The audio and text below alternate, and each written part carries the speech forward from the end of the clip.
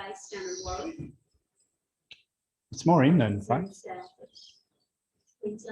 Yeah. Oh, yeah. So on a farm down there. So I'll just kind of make that also base of the break.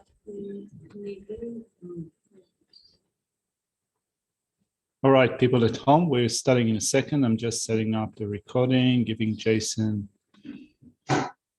recording permission.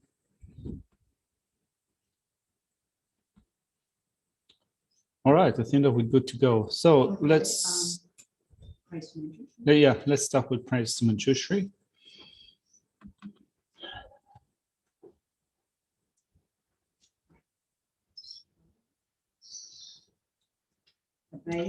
To my Guru and Protector Manjushri, or holiness, spiritual texts and Bodhisattva things all things as they are, whose understanding shine forth as the sun unclouded by defilements or traces of ignorance, who teaches in 60 ways with a patient love of Father for his only Son, all creatures caught in the prison of samsara, confused in the darkness of their ignorance, overwhelmed by their suffering. Yours who strong with thunder, condemnation of Dharma arises, stupefied delusions, and frees us from the iron chains of our karma. Sword of wisdom hews our suffering wherever its brides appear, clearing away the darkness of all ignorance. I entreat you, Manjushri, who is principally in the 112 marks of the Buddha, who has completed the 10 stages, achieving the highest perfection of the Bodhisattva, and has been pure from the beginning. O Manjushri, loving one with the brilliance of your wisdom, emanate the darkness and closing my mind, enlighten my intelligence of wisdom, so I gain insight into the Buddha's words and the texts that explain them. Go for refuge until I'm enlightened to the Buddha, the Dhamma, and the highest assembly, and the accumulations that I provide when I listen to the teachings, meditate the state of the Buddha to be able to benefit all sentient beings. I go for refuge until I'm enlightened to the Buddha, the Dhamma, and the highest assembly. With the accumulations that I collect by listening to the teachings, I attain the state of the Buddha to be able to benefit all sentient beings. I go for refuge until I'm enlightened to the Buddha, the Dhamma, and the highest assembly.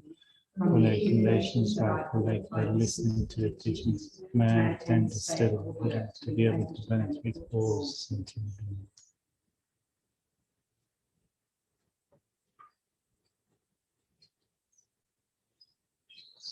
Right. Are these speakers, are they any good? No, I mean in general. Working for us. Well, I'm not using them now, but when you use them, are they good? I believe so. All right. Just because they just look really funky. I know they do look funky. Yeah, kind of. I look at them and tell myself, I want to have speakers like that, although I have no need for speakers. All right. Margot, she can help you out there. All right. So in the last couple of days, we had discussions about absorptions versus concentration. Also, we looked at what the meaning is of absorption in terms of the three realms of existence: the desire realm, then the absorptions of the form realm, and the absorptions of the formless realm. So it seems like when we think of how does it actually relate to my own personal practice now? Does it have any bearing on my personal practice now? You can say yes and no, in the sense that now we belong to the desire realm. Our mind, if we haven't attained karma abiding yet, I haven't attained it yet. My mind is a desire realm mind. But from the point of view of the Mahayana, we want to be able to be of benefit to all sentient beings within samsara. In order to be able to be of benefit to all sentient beings within samsara, we need to know all the dispositions of sentient beings within samsara, even those that we cannot see at the time being, for the time being.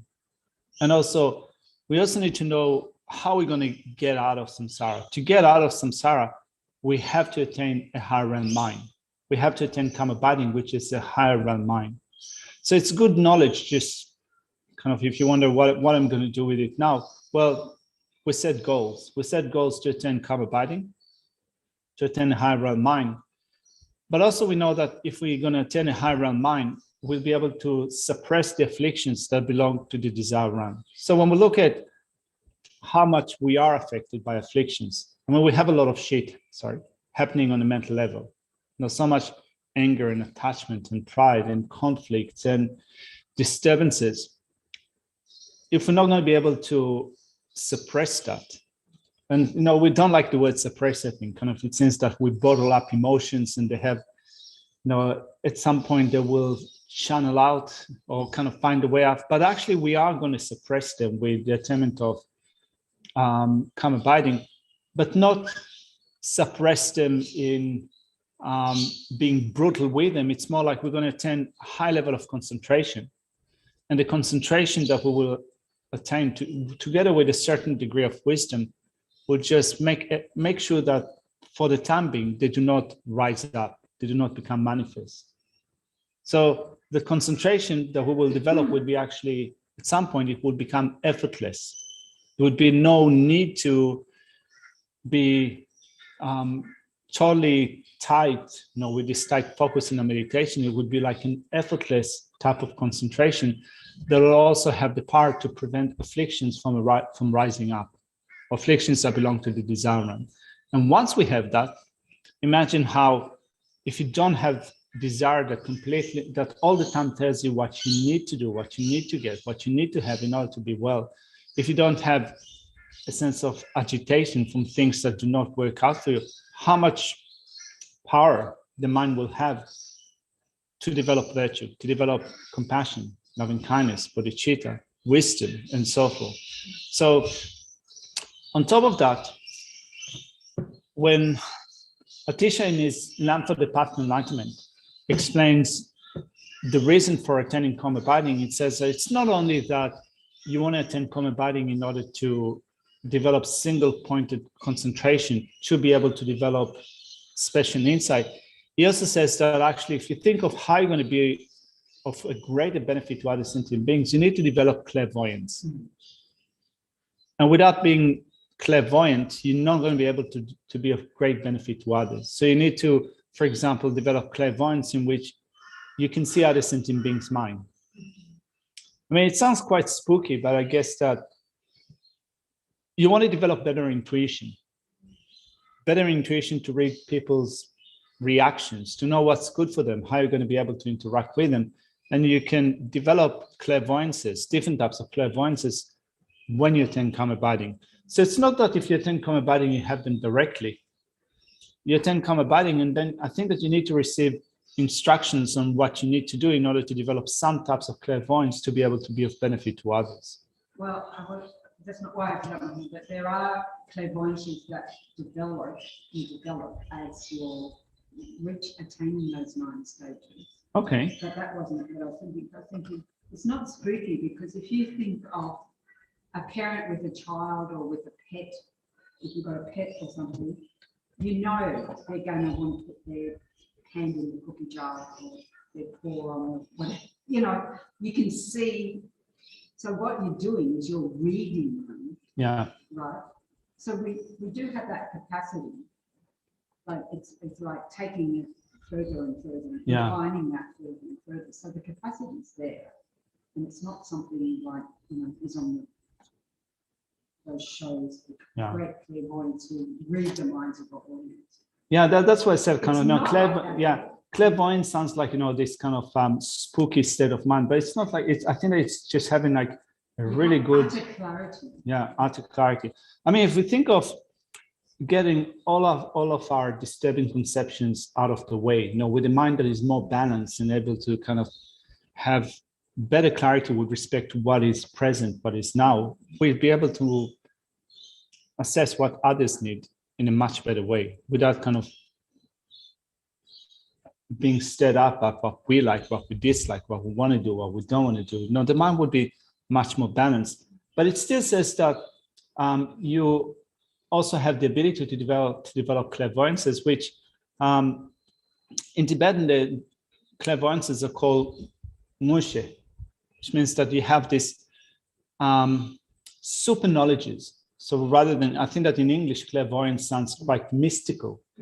In Tibetan, the way that they're rendered is like you have this super knowledge, which enables you to see to see other people's mind, but it's not that you can see it absolutely clearly, in a sense that you could say that you can then start to have debates with respect to what does it mean to see other sentient beings' mind. Like, for example, can you see a Buddha's mind? And if you see a Buddha's mind realizing emptiness, doesn't mean that you yourself realize emptiness. So this ability to see other sentient beings' mind, it's not necessarily absolute clarity. It's not necessarily with respect to each and every living beings. It's not necessarily that you realize what they realize, but you have a better ability to be of benefit to them because you have a better ability to intuition. You've reached a higher level mind. Yeah. And so it becomes evident. Yeah. Which is also kind of, you can say this super knowledge is also evident knowledge.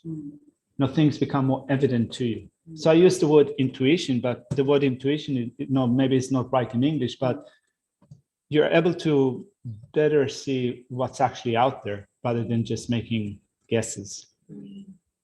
So Jason is saying, is it like you just have access to more information that was blocked for you, but is always there? Yeah, you can say that, but some of the knowledge is blocked to us because of our own discursive conceptions. The more our mind is stirred up by these discursive conceptions, the more it is difficult to us to see what's actually there.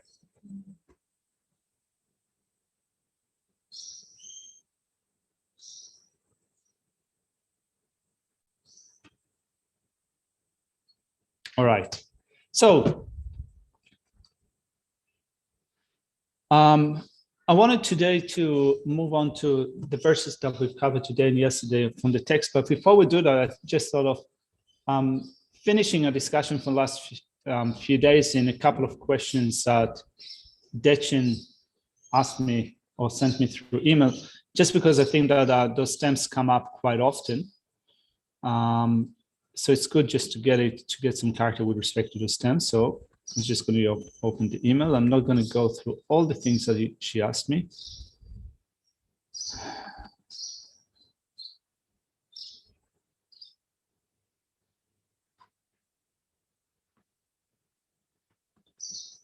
All right, so let's look at, is absorption a mental factor like concentration? So as we said yesterday, absorption is kind of the overarching umbrella.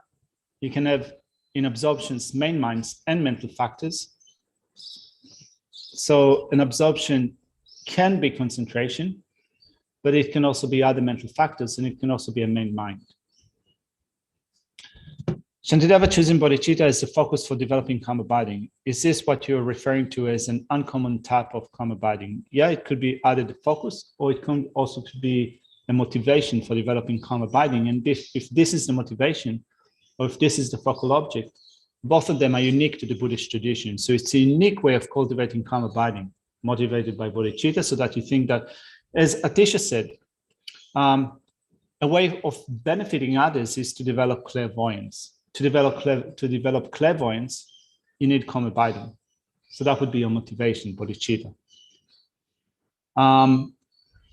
But also you can use bodhicitta as an object, which is also unique not only to Buddhism, but unique to the Mahayana tradition. So is Vipassana a common type of calm abiding? So this is what I wanted to mainly pick up on today. So we do have Vipassana courses, Vipassana retreats, Vipassana techniques. We use the word Vipassana, and the Vipassana is rendered into English as special insight. So shamatha is calm abiding, Vipassana is special insight. So we have courses, I think, that are quite common now in the West, Vipassana courses. They are a type of special insight. I think that probably a trimmed down version of special insight that incorporates some aspects of concentration. So those courses, which are now called Vipassana, engage techniques for developing concentration, because you do have quite a lot of concentration focusing on physical sensations and also mental states. but then you also do some inquiry with respect to what's happening physically and what's happening mentally. But I think that the inquiry aspect in a 10-day course is quite limited. When you study this material from the point of view of the ornament for clear realization, which presents what Theravada does, or what Hinayanis do in terms of developing this type of mindfulness, this type of Vipassana, it says that you develop the 4 close placement of mindfulness. So you develop mindfulness of body, mindfulness of feelings or sensations, mindfulness of the mind, and mindfulness of phenomena in general. So within those 4 mindfulnesses, you combine 2 things. First of all, single-pointed placement, which helps you to collect data, right? So for example, you start to develop a single-pointed placement with respect to the body. You observe what's happening in the body, you become mindful of the body. But it's not just to become mindful of the body. Then you also analyze the different inputs that you get from the body. So the general characteristics of the body, the specific characteristics of the body. So you do that in order to develop a better understanding of true suffering. So you meditate on the general characteristics of the body, specific characteristics of the body, you get input, then you analyze that, you better understand true suffering. Then you meditate on mindfulness with respect to sensations. We call it feelings, but it's actually sensations, physical sensations. Many physical sensations, but you can also maybe insert into that mental sensation. In relation to those, it's pleasant, it's an observation of pleasant, unpleasant. Yeah, so those sensations are pleasant, unpleasant, and neutral.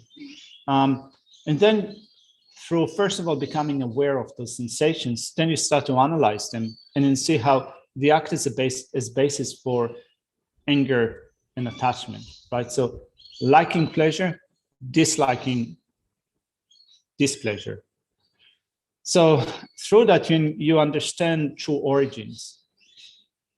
Then you develop mindfulness with respect to the mind. So you look at minds and mental factors and so forth. You understand through that, through cessations, how you can put a stop to cessations. And then you observe phenomena. And within that, you look at how to cultivate an understanding of selflessness and so forth in order to cultivate. Sorry? Did you say the mind? Or did you mention with mindfulness of the mind, you focus on mind, mental factors, and so forth. Yeah. And then you have mindfulness of phenomena in general, and you're more gearing yourself up to the cultivation of the wisdom of emptiness, the wisdom of developing the wisdom of selflessness. So all of this is called Vipassana. But what we have now in Vipassana courses, I think that's probably, it's mainly limited to looking at what's happening to you on a physical level and a bit of sensations. I mean, let's face it, within just 10 days or even just 1 month, if you're going to be completely new to this material, you probably not have enough time to develop the theoretical aspect of everything, but also to have the practical meditation skills to go deep into those meditations. So we call them Vipassana, but they're in some sense very trimmed down version of Buddhist Vipassana. Not just Mahayana Vipassana, but Buddhist Vipassana in general. So then Vipassana is special insight. And from the Mahayana perspective, all the 4 mindfulnesses that we've mentioned now need to gear up in order to develop special insight focused on emptiness. So it's not that in the Mahayana, you just meditate on emptiness. In the Hinayana, you meditate on the 4 mindfulnesses in order to develop a better understanding of body, feeling, mind, and phenomena. It's more like you need to meditate on the Hinayana Vipassana, or I would say Vipassana as explained in the Hinayana treatise, in order to be led to a special insight that is focused on emptiness. And the view of emptiness needs to accord with the Mahayana school of thought, right? So the Mahayana type of emptiness. Anyway, so Vipassana and Hinayana practice that focuses on emptiness of self only. Vipassana is both Mahayana and Hinayana. It means special insight. So as a Hinayanist, you need special insight in order to live samsara, in order to attain liberation. From a Mahayana perspective, you need special insight, not only in order to live samsara and attain liberation, but also to eliminate cognitive obscurations and become Buddha. So it is common, special insight is common to both Hinayana and Mahayana. Now, from the viewpoint of the Prasangika school of thought, the middle way consequence school of thought, even a Hinayanist need to realize the emptiness of persons and the emptiness of phenomena, the selfness of person and the selfness of phenomena. Without realizing the two, a Hinayanist will not be able to attain the state of liberation. So it's a point that is unique to the middle way consequence school of thought, the Madhyamika Prasangika. So when you study Madhyamika, there is a topic that is called the 8 difficult points, or the 8 complicated points. One of the complicated points, according to the Madhyamika, is that even Hinayanists need to realize the selfnesses of phenomena. If they just realize selfness of person, it will not be enough to attain the state of liberation. They have to realize the selfness of phenomena.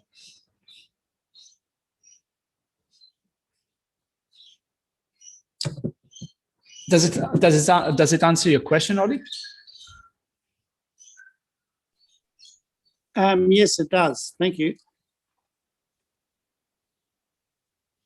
I think that also,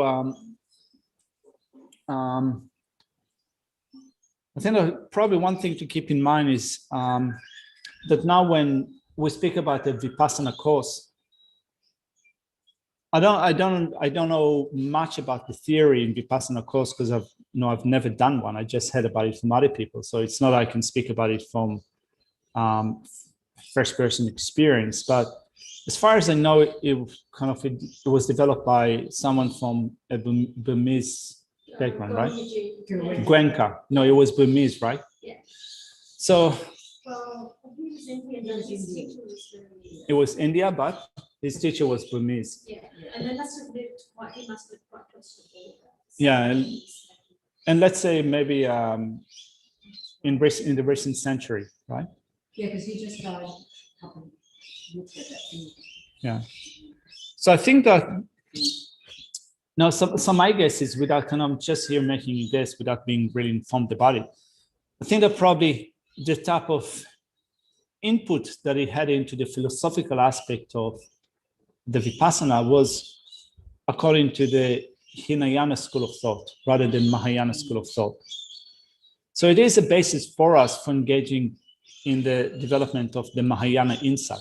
But it's not that there are two things which are divorced from each other. It's more like we use that as a basis for going deeper into the view of emptiness, deeper into the view of selflessness.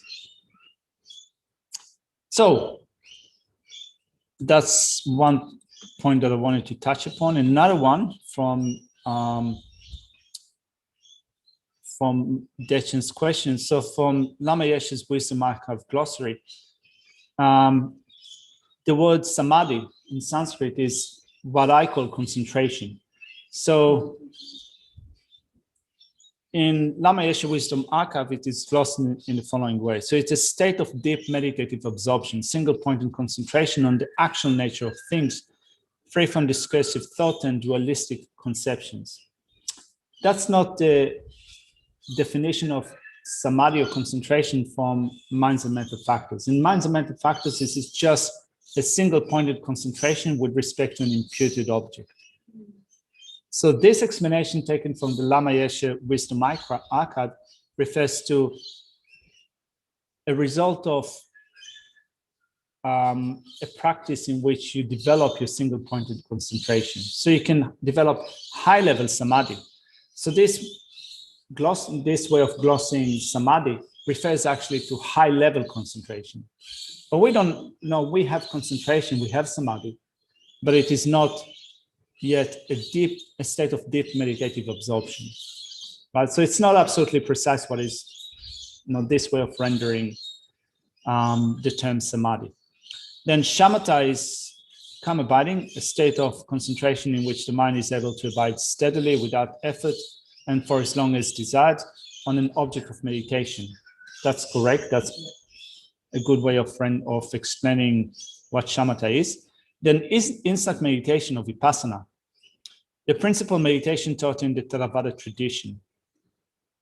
It is based on the Buddhist teachings on the foundation of mindfulness. It is sometimes called mindfulness meditation. Well, it is used in the four close placement of mindfulness on body, feeling, mind, and phenomena. In the Mahayana, Vipassana has different connotation, where it means investigation of and familiarization with the actual way in which things exist, and is used for the development of wisdom, to develop wisdom. I think that I would kind of change the wordings. I would say that the Mahayana Vipassana is based on the Theravada Vipassana. So now when we get teachings, general teachings from our teachers in different FPMT centers or in different, given by geshes elsewhere, they speak about special insight in a concise way. So in a concise way, special insight from the Mahayana tradition is geared up to special insight focused on emptiness.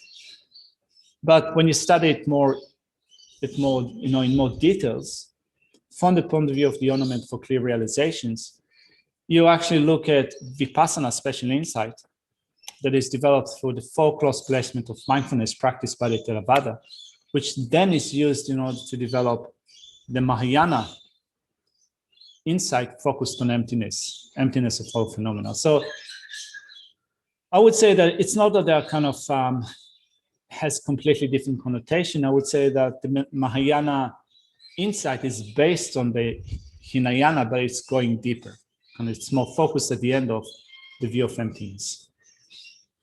But also the Hinayana insight, the Theravada insight, is also designed to lead a practitioner from understanding the nature of the four truths to particularly understanding true cessation in order to develop true cessations. All right. After going through all that theoretical material, let's look at the verses. So what I wanted to do today is to look at the verses that we've covered in the last few days, and to look, first of all, at the sequence of Shantideva's explanation, what it's saying here. So we have here an outline that was designed by Getze Damarinchen. Some of the points are straightforward.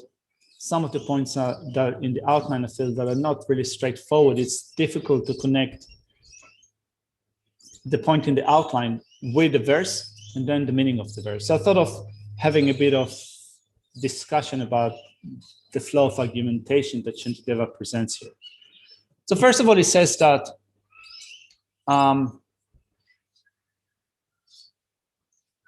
we need to develop calm abiding, because so long as the mind becomes distracted, for that long we'll be between the fangs of the afflictions. So it begins with that. But yesterday we said that actually when we speak about the main reason for developing calm abiding, the main reason is for developing insight. Without calm abiding, we will not be able to develop special insight. So from a unique Buddhist perspective, unique even more so from a unique Mahayana perspective, to become Buddha, we need a union of calm abiding and special insight. To develop a union of calm abiding and special insight, we begin with calm abiding. So that's the reason. Now, we get instructions on abandoning the class of things which are incongruous with calm abiding. In short, what is not conducive to calm abiding is distraction. So long as the mind is subject to distraction, for that long, we'll not be able to develop calm abiding. So this is what we need to read ourselves. So let's look at just the last two lines of verse 2.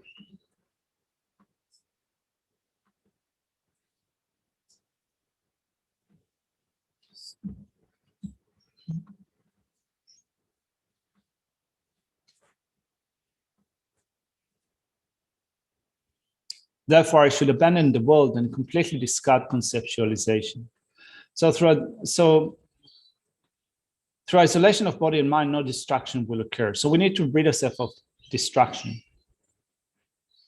The way to rid ourselves of distraction is through physical and mental isolation. If we develop physical and mental isolation, no distraction will occur, or at least no cause distraction will occur. So then the point is, the logical sequence is, first of all, we need calm abiding. That's the first point.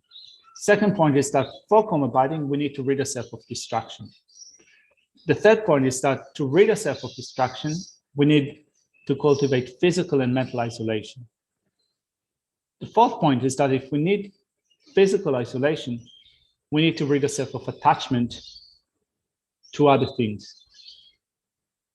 The fifth point, which we'll get to probably in a few days or a couple of weeks, would be if we want to develop mental isolation, we need to rid ourselves of attachment to ourselves, to our body and life. So we begin with reducing attachment to things which are not ourself, which are not my body, my possession, which are not my body, which is not me. There are other people and things that I use which are called objects of enjoyment. So we have to rid ourselves of attachment to them, to other people, and to other objects, because I think that we know based upon a personal experience that as soon as we try to become focused, to become concentrated, to think of what we need to do, all the things that we're attached to kind of suddenly put the head up, and our mind becomes completely busy and distracted with all the things that are found outside of ourselves. So long as we do not reduce the attachment that we have to those things for that long, our mind will still be discursive, or will still have that sense of agitation, excitement, attachment, and so forth. So concentration will not be developed. So I made just in order to make it easier, I also put it in my tutorial notes, which are on the Dropbox. So to cultivate calm abiding, I need to rid myself of mental distraction. To rid myself of distraction, I need to cultivate physical and mental isolation. To cultivate physical isolation, I need to rid myself of attachment to the world. Now, attachment to the world means that attachment to objects that are desired, mainly to objects of the senses.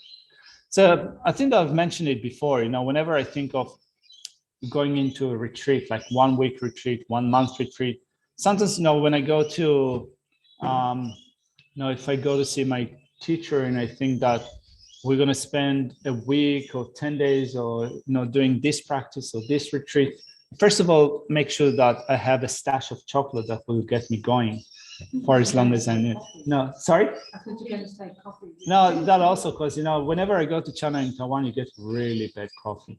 I mean, now it's getting better, but those are the things that we know, this is the type of attachment that I need to rid myself of, because so long as we have those thoughts of desire of what I need to do in order to get by, what I need to do in order to enjoy myself, for that long, concentration will be hindered, right? So I think that probably when we think of preparations that we do for going into retreat or going into practice or going into study and so forth, each and every one of us can think of how we are attached to certain things, without which it seems that we won't be able to have a good retreat. I was just going to say that there's a good point. I remember somebody coming for a retreat, and they decided that was a good time to give up coffee. So they lasted maybe 1.5 days, and the coffee withdrawal headaches got too much, and they left the retreat. So that seems that you have to prepare yourself for it. Yeah. Not on Well, yeah, I never understood why people want to get rid of, stop drinking coffee. So I'm not at that stage yet. Yeah. Anyway. But sometimes, like, there's the big things and then the small things. Sometimes it's okay to have just a few small things. Yeah. You know that maybe one let go of a certain thing. If I had that little thing, that would help me stay. Yeah. You've got to go be gentle with your mind. You've got to know what your limitations are and think, okay, I'll give it a go at some point. Yeah. Do precepts and Yeah. You know, but just to kind of work with.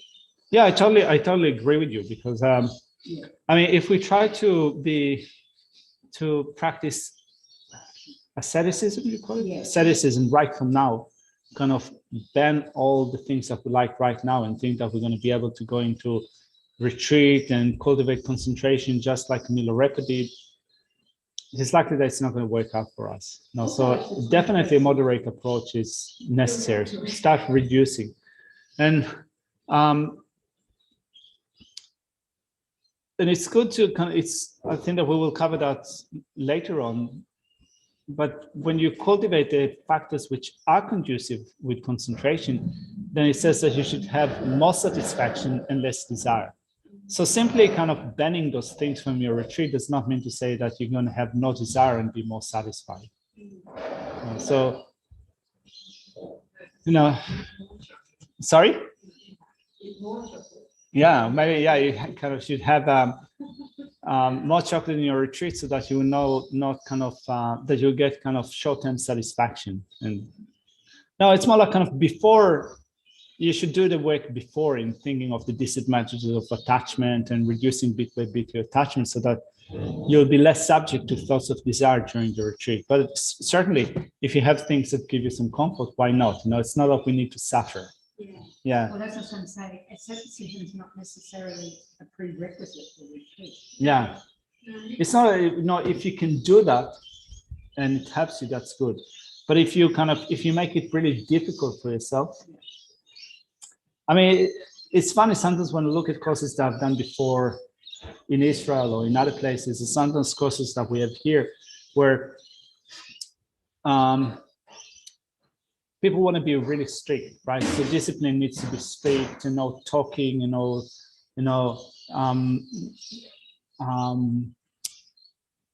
yeah, just kind of being kind of really mindful and strict about everything. Sometimes people feel that if it's really difficult, if you were kind of an ascetic for 4 or 5 days, you got a lot out of it.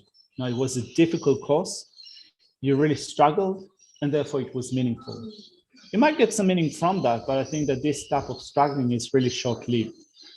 Now, you might be able to do it for 4 or 5 days or 1 month maybe, but then if you haven't really before that reduce your attachment, develop less desire, if you haven't become more content, just doing it short term is not going to be that helpful in the long term. So yeah, we can go into retreat and keep comfortable things with us, but the point is that first off, reduce your attachment, be more content, have less desire. For that, a long-term process is needed to think of the drawbacks of attachment. And this is where we begin with here. So we start to think of the drawbacks of being attached to possessions that we have, to comforts, and also being attached to other people.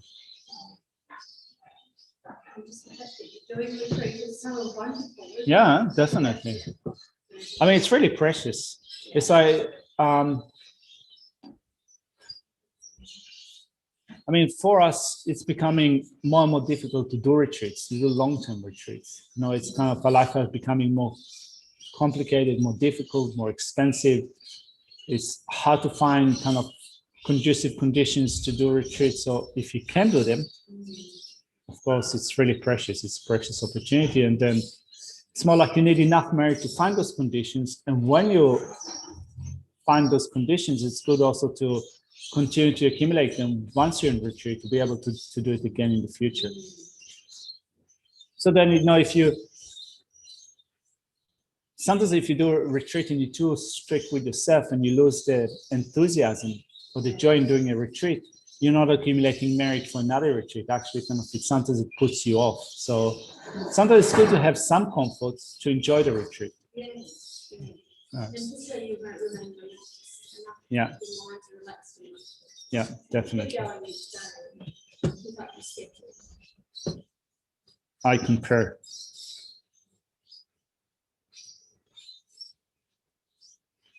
In the Buddha's time, many people were liberated just by hearing this word. If only it was that easy, yeah. Now, sometimes when I read a sutra, It says that, no, when the Buddha said this, then 10,000 monks or 10,000 people attend the state of liberation, 100,000 people develop bodhicitta. I wish it, right for it. yeah.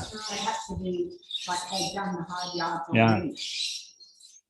We're probably one of those kind of riffraffs that stayed at the very back that didn't trust the Buddha, and therefore we're still You here. were there? You mean you were there? No. Well, sometimes I can't remember what I had for lunch, so how would I know if I was there when the Buddha told me? Anyway, so to cultivate physical isolation, I need to rid myself of attachment to the world of desired objects. So to object of the senses, but also to other people. To rid myself of attachment, I need to see the disadvantages of attachment to those things. So we will begin with that in a second, but then Shantideva after that says, to cultivate mental isolation, I need to see how futile the desire is to my body and life. So attachment to the world refers to things that are outside of myself. Who is outside of myself? Other people, and also possessions or objects of enjoyment. So things that are not my body or my life. This is reducing attachment or ridding myself of attachment to the world. And then I also need to rid myself of attachment to myself, to my body. And this is cultivating mental isolation. So let's look at the argumentation that Shantideva puts forward here, which is great because I think that it's a great way of thinking of the faults of attachment. So we speak of attachment and how attachment creates problems in our life. So it's really good to supplement our general contemplation of the drawbacks of attachment with what Shantideva says here. So it says, so when we look at the first point in the outline, not encountering what one wants, let's read through verse 5 and try to word it in a different way. Maybe a way that could be clear, because I feel that it's not absolutely clear. Or at least the outline is not absolutely clear. Just a second. So, because of attachment one impermanent being has for impermanent beings, he will not see his beloved one for thousands of lives. Can anyone reword it or give like a really succinct explanation of that? The first part is expecting relationships to last. Yeah. Yes, to never be separated from loved ones. Yeah. That's correct. Now, in relationship, we have expectations that they will last for a long time, that we will never be separated from the people that we like. So not only a partner, but our children, friends, parents, brothers, sisters, all the people that are close to our heart, we expect never to be separated from them. But also, I think that we can add to that we expect them not to change. You know, so yes, no, yeah. That's why it says impermanent, because we're regarding as things. Yeah. Unchanging. So here, kind of this section comes under the heading of ridding yourself of attachment to sentient beings. But I think that we can insert with that also other objects that we expect them to last and to stay stable forever. You know, it's like we can get attachment to possessions, to things that we have, to sorry? Places we live. Yeah, places that we live. We expect them to stay as they are and not change. So because of the attachment that we have, and Geshe said that he said today attachment is, you could say that it is an extreme view in a sense that it projects a sense of eternity or permanence onto things, and that's not the case. You know, things change from moment to moment. Functioning things change from moment to moment. And yet our attachment expects them to stay as they are. So because of that, Shantideva says that we will be separated from the people that we like for thousands of years. So, sorry? Yeah, that's the opposite. I think that kind of what he says is that, you know, because of attachment, which is the mechanism behind samsara, we're born again and again in samsara in states in which we're actually separated from the people that we like. Each meeting has a party. Sorry? Each meeting has a party. We're always going to be Yeah, each meeting has a parting, and yet we expect it not to occur. Yeah. Because it makes it sound like the karmic themselves of having attachment is that you will be seeking. Yeah, you can say that it is a result of attachment. You know, it is a result of attachment. I wouldn't say necessarily karmic result in that sense, but I would say that because attachment is what controls the mechanism of cyclic existence, and because of attachment and karma, we are born in different states within cyclic existence. Then, if, for example, I have an attachment to my partner, to my close friend, to my parent, and so forth, which means that I superimpose a sense of permanence and eternalism in them, and then I perform actions on that basis. Those actions can project me, can send me to a miserable state of existence. So because of those actions that were promoted by attachment, I will be separated from my loved ones for a very long time. So attachment is trying to hold on to them, but it creates actually the result of attachment and the actions that it motivates is that actually I will be separated from them for a very long time. And also that it'll keep this cycling samsara, so something happens in Yeah. again. So that's kind of the It's like the great washing machine of samsara, kind of, you know, Yes. like it goes up and down, and kind of sometimes you find yourself next to kind of a pairing socks, and sometimes you find yourself next to a towel. You have no idea where. Yeah, a weight towel. A It's- towel. yeah, a towel, sometimes next to a sock, sometimes next to a towel, sometimes next to it. Yeah, you have no control over that washing machine. And sometimes it's in churn cycle. Yeah, And interestingly, when you come into this life, you have certain kind of energies that you want to recreate. You just want to recreate them. You don't know who just try and recreate them. yeah, But it's that same mind, that attached mind, there's something in it looking for something. yeah, It's like, you just realize that it's actually, you don't have to follow it. yeah, But it's so ingrained in you, that attachment, isn't it? yeah. Watching you around. And I think what Keshler said today, it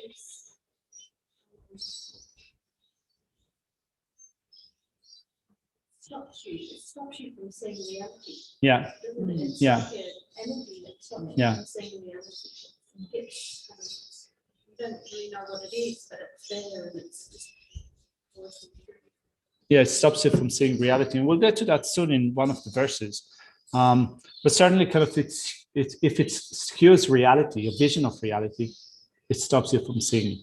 You're not going to see what is actually there. You're going to see your own mental projection. Yeah. Seeing you. Yeah. So then when I try to reword it in my notes,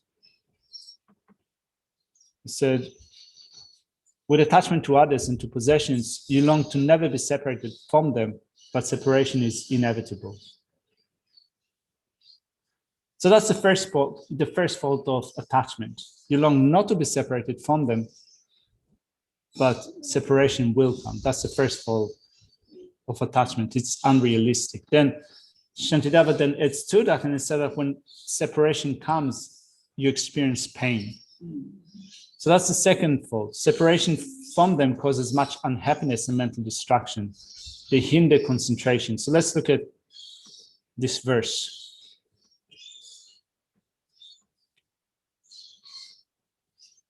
So first of all, in the outline, it says, lack of discrimination in regards to sensory objects. So when Gyatso Dhammalinchen says that you lack discrimination, the actual meaning of the verse, this is my reading, let's look at that.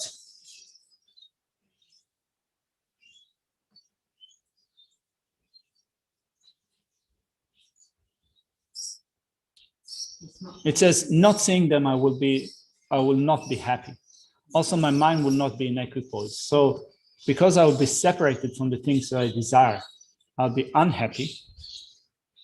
My mind will not be in equipoise, which means that there will be distraction happening in the mind, in constantly thinking of the things that I want to have, the things I want to retain, the people that I do want to be in contact with. And so there would be that pain. Then Shantideva says in the next point,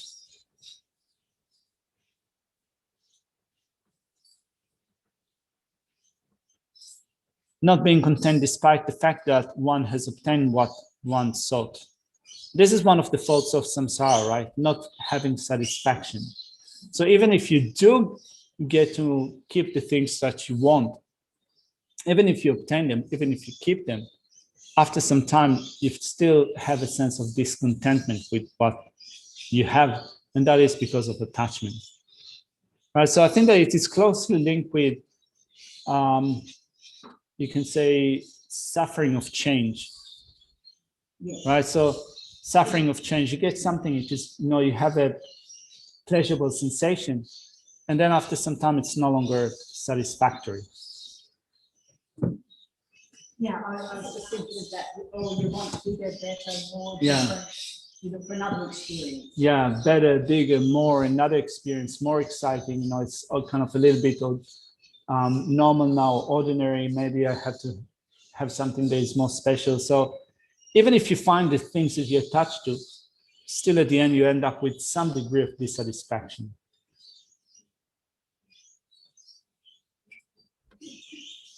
It's pretty grim, isn't it? Yeah. Yeah.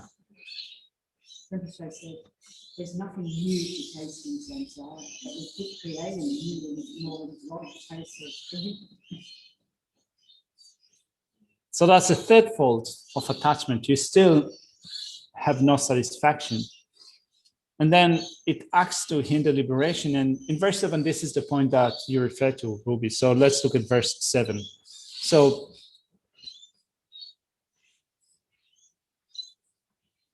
verse 7 says, through being attached to sentient beings, I will be completely obscured from the perfect reality. My mind of disillusion would also be destroyed. In the end, I will be tormented by sorrow. So we can divide this verse into two faults. There are two faults of attachment pointed out in this verse. First of all, you will be obscure with respect to reality. And the second is that with attachment, you will not have renunciation. You will not have the determination to live sattvic existence. So through being attached to sentient beings, I will be completely obscured from the perfect reality. So normally we use the term perfect reality to describe emptiness, or not to describe emptiness. It is, let's say, a synonym with emptiness. So how is it that attachment obscures emptiness? Sorry? It exaggerates the good quality. Yeah, it exaggerates the good quality of a particular object. And therefore it doesn't see it the way that it is. So that's correct. Anything else to say, to add, or a different perspective? This would also make it narrow-minded. Therefore, your attention will be focused on one thing and miss the bigger picture. So you become narrow-minded. You focus on one thing rather than your mind becoming kind of open, or the mind is disturbed. So the mind is disturbed, we don't see reality. We tend to think that we need others to make us happy. But I believe in something being new, but we don't think anything that actually stops us from even looking into reality. it stops us from looking into reality. Yes, because we're satisfied with Hmm. that object somewhere. The appearance of it. The appearance of it, Yeah. and that stops us from going deeper. It's like we buy into the appearances of things. We completely trust that they exist in the way that they appear to us. So we're disinclined to look at how do they actually exist. Yeah. So I agree with whatever you said here, and also with what people are saying at home. The way that I would kind of combine those different points together would say that attachment prevents us from seeing reality, in a sense that, first of all, it exaggerates reality, right? So it superimposes reality, but it is also based on ignorance. So it starts with ignorance, which believes that things exist in the way that they appear. Right? So it grasps at things as if they exist in the way that they appear. So they appear to us to exist truly, and we believe in true existence. On that basis, attachment to truly existing thing arises. And then we become so fixated on that our mind becomes narrow. No, we're not inclined to look at the actual way that it exists, because we completely grasp it that things to exist in the way that it appears to us. And therefore, it obscures us with seeing perfect reality. But also we can maybe say that there are cost levels of perfect reality. Like, for example, not only our attachment is based on grasping at things to exist in a way that they appear as if they exist in and of themselves, to exist subjectively, to exist on their own side. Also, they appear to us as if they exist because of ignorance. We grasp at them as if they exist permanently, eternally, or as if happiness is ingrained within them, and so forth. So our attachment blinds us, prevents us from seeing the reality of impermanence, of not in the nature of happiness, but actually in the nature of suffering and so forth.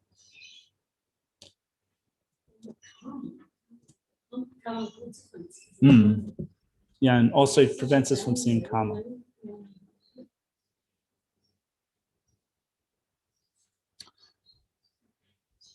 Yeah, we're totally blind to that. We're totally blind to that. You never think about it. Yeah. Just saying personally, in terms of, oh, that's a kind of projection. So it says, through being attached to sentient beings, I will be completely obscured from perfect reality. And then the next section says, my mind of disillusion will also be destroyed, which means that because of attachment, I will completely trust kind of all the gleaming effect and all those kind of shining things within cyclic existence. I will forget about living. I will not even think of living cyclic existence. So my renunciation will be destroyed. Sorry? Yeah. And at the end, I will be tormented by samsaric sorrow. So that's how attachment acts to hinder liberation. And the last point, it causes us to waste the leisure and endowments. So Geshe today spoke about keeping a pet, which I thought that could be a sensitive point to many people, because we do like our pets, right? So, we like our pets, and I think that I was wondering today when Geshe spoke about it, how will people react to that? But yeah, when you think of actually from a point of view of kind of wanting to be really focused on the development of calm abiding and special insight in order to attain the state of liberation, if you want your time to be strictly managed, probably you're not going to be prone to taking care of puppies and other things. It's not a good thing. It's not a bad thing to do. It's actually a good thing to do. But in terms of sorting out your priorities, if your priorities are to dedicate your time for calm abiding and special insight, getting sidetracked would be wasting your freedoms and opportunities. In the recent retreat that I did, I read Manjushri's book, and like our cat comes in, and she's quite helpful. Yeah. In the meditation, but he said not to have any cats.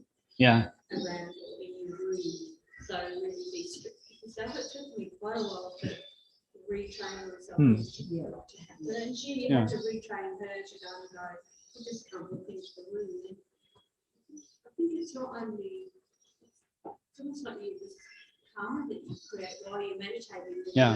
And then you move as well. I think that, at the end it's sorting out our priorities. It's not that keeping a pet is a bad thing. It's more like if your priorities are for the next few weeks, for the next few years, this is what I want to do. I want to focus on my study, reflection, meditation. You organize your priorities according to that. So if you allow things to come in between. And they detract, they take away from the time and attention that you can put into your study, reflection, meditation. It doesn't work for your advantage. So I think that's the point.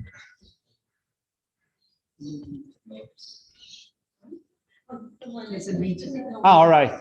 Hi, guys. All right. Thank you very much. You saved us. We were saved by the bell.